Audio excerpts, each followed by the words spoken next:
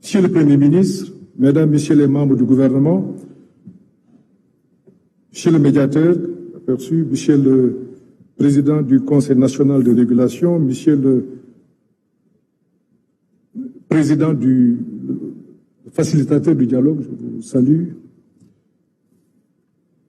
Mesdames, Messieurs, permettez-moi de saluer d'emblée l'initiative de ce dialogue national. Malgré les turbulences, elle est un geste d'ouverture à magnifier. Nous, opposition républicaine, y prenons part, non par naïveté, mais par fidélité à nos principes, par foi en l'avenir et par amour pour notre patrie. Oui, le climat est tendu. Oui, il y a des arrestations, les restrictions de liberté interpellent. Mais justement, plus le contexte est difficile, plus le dialogue devient une nécessité. Refuser de dialoguer, c'est entretenir l'impasse. Y prendre part, c'est assumer sa part de responsabilité devant la nation. Ce dialogue s'organise autour de 3 axes que nous partageons. Le premier est celui des libertés publiques. Mais que veut une démocratie où on arrête des opposants, où des journalistes, des chroniqueurs sont convoqués, parfois détenus pour avoir fait le travail?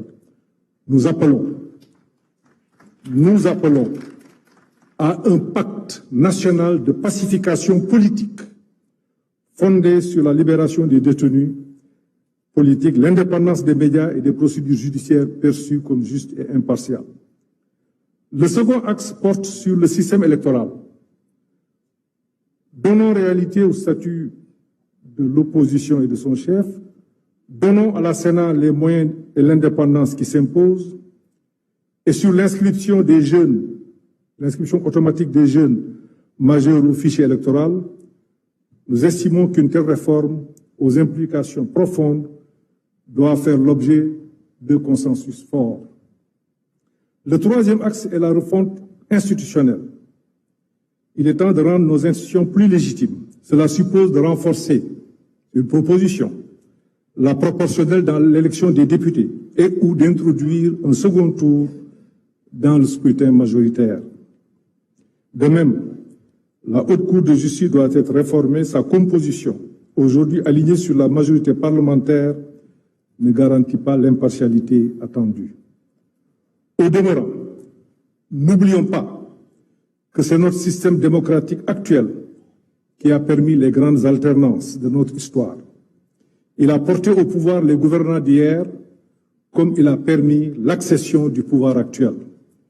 C'est un héritage précieux, fruit des luttes, des réformes, des sacrifices consentis au fil des décennies.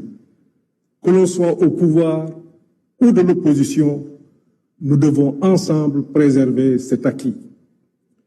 Mais au-delà des questions politiques, l'enjeu central de mon point de vue reste économique. C'est pour cela que j'avais souhaité et proposé l'inscription de cette question à l'ordre du jour du présent dialogue. J'espère et souhaite vivement une mobilisation de tous les acteurs autour de ce sujet. Le Sénégal fait actuellement face à des pertes d'emploi, une dette croissante et une situation budgétaire préoccupante sur fond de vulnérabilité externe. On peut ne pas s'entendre sur les causes, mais il faut qu'on s'accorde sur les solutions. Ainsi, votre nouveau référentiel stratégique de l'action publique devrait être, de mon point de vue, mieux partagé pour améliorer sa mise en œuvre pour l'intérêt de tout le monde. De même, un pacte national sur l'emploi productif qui mobiliserait tous les acteurs autour des secteurs à fort potentiel serait vivement opportun. Enfin, une réforme de la politique budgétaire me semble être nécessaire et urgente. Elle ne peut plus attendre. Il y va de notre souveraineté et je sais que, Monsieur le Président de la République, vous tenez particulièrement à cette question. Toutes ces questions pourront faire l'objet d'échanges ultérieurs. Toutefois, permettez-moi de noter qu'il va être difficile de faire fonctionner un levier, quel qu'il soit, dans un climat d'instabilité politique et sociale au surplus dans un environnement international instable. C'est pour cela que j'ai parlé des questions économiques. Le Sénégal ne peut plus agir de notre point de vue par séquence. On n'a plus le luxe du temps long. Tout doit être engagé en même temps. Cela exige au moins 3 conditions. Une administration remobilisée et prête à se dépasser, le président Niasse en a parlé tout à l'heure. L'adhésion de la grande majorité est indispensable de la population.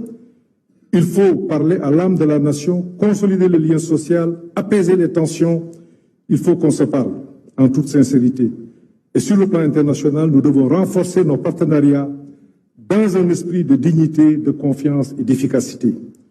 Sur le plan social, je salue la signature du pacte de stabilité qui a été important, mais allons plus loin avec une conférence sociale nationale. Enfin, je terminerai par la reddition des comptes. Aujourd'hui, nous traversons une séquence marquée par des révélations, audits, erreurs, exposés, pratiques, dénoncées. Tout cela peut être vrai. Mais l'histoire récente nous montre que ces vagues émotionnelles sont cycliques. À chaque alternance, scandale, sanction, oubli, et on recommence. Tirant les leçons, Monsieur le Président de la République, nous devons engager des réformes pour mieux protéger le patrimoine de l'État, au-delà des régimes et des contingences politiques. C'est ce qu'il faut au Sénégal. Monsieur le Président de la République, je rêve d'un Sénégal où l'opposition est écoutée, pas écartée, où le débat est loyal, constructif, pas agressif, où la critique est utile, pas criminalisée. Le Sénégal a besoin de nous tous. Majorité, opposition, société civile, en un mot, toutes les forces vives. C'est ensemble que nous pouvons bâtir un avenir de stabilité, de progrès et de dignité. Je vous remercie de votre aimable attention.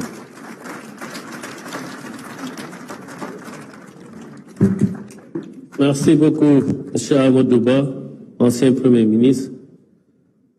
Ñu jox kàddu gi Madame Aminata Mbengue Ndiaye mi nga xam ni moo yoroon au Conseil des collectivités territoriales.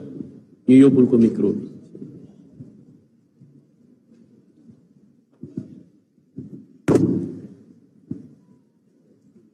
ñuy ñaan rek kàddu yi bu ñu koy mën a tënk rek ci juróomi minute ngir jotaay bi bañ a yàgg. Excellence, Monsieur le Président de la République, Monsieur le Président de l'Assemblée nationale, Monsieur le Premier ministre, Monsieur le facilitateur, Mesdames, Messieurs les membres du gouvernement, Mesdames, Messieurs, honorables invités, chers compatriotes, je suis honoré de prendre la parole ici, devant cette auguste assemblée, réunie à l'initiative du chef de l'État pour engager ensemble un dialogue franc et sincère autour de grandes préoccupations communes en vue de trouver des consensus dynamiques